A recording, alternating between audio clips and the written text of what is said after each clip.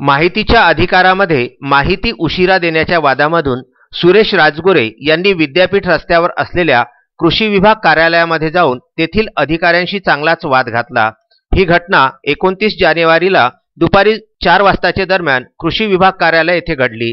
येथील प्रशासन अधिकारी गजानन पाटील यांच्याशी सुरेश राजगुरे यांनी अरेरावी केली। या कार्यालयातील माहिती अधिकारी चौधरी यांच्याशी सुद्धा हुज्जत घालण्यात आली। तेथीलच कर्मचारी भुयार यांना मारण्याचा प्रयत्न केला। माहितीच्या अधिकारामध्ये माहिती मागितल्यानंतर त्याचा अवधी असतो, मात्र माहिती तात्काळ द्या असे कारण सांगून सुरेश राजगुरे यांनी अर्वाच्य शिवीगाळ करून खंडणीची मागणी केली व पैसे दिले नाही तर धमक्या दिल्या। यावरून सुरेश राजगुरे यांनी कर्मचाऱ्यास मारहाण प्रकरणी निषेध म्हणून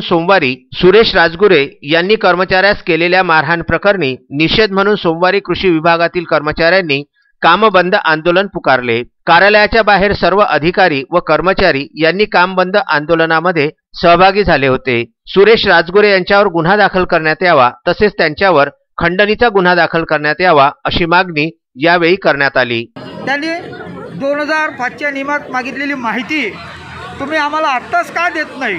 पण नियम असा आहे, एक वेळेस अर्ज केल्यानंतर तो 1 महिन्याच्या आत निकाली काढावा लागतो। त्याची माहिती आम्हाला गोळा करावी लागते, तेव्हाच संबंधितांना अर्ज करणाऱ्यांना ती माहिती द्यावी लागते। पण दबावाखाली किंवा अरेरावीच्या दादागिरीच्या नावाखाली ते आम्हाला आत्ताच माहिती पाहिजे असे संबोधून कर्मचारी अधिकाऱ्यांसोबत ते भांडत सुटतात आणि अवाच्य शिवीगाळ करतात, वरच्या आवाजात बोलतात, वरिष्ठांच्या धमक्या देतात।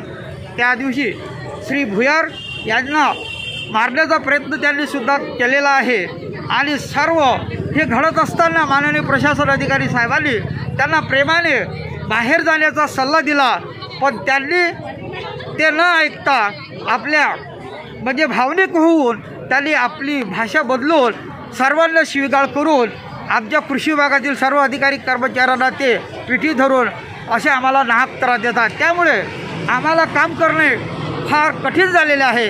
तरी शासनाने आणि पोलीस प्रशासनाने यांच्यावर कडक कारवाई करून आम्हाला न्याय देण्यात यावा ही विनंती आहे आमची। Vidarbha news bureau, Amravati.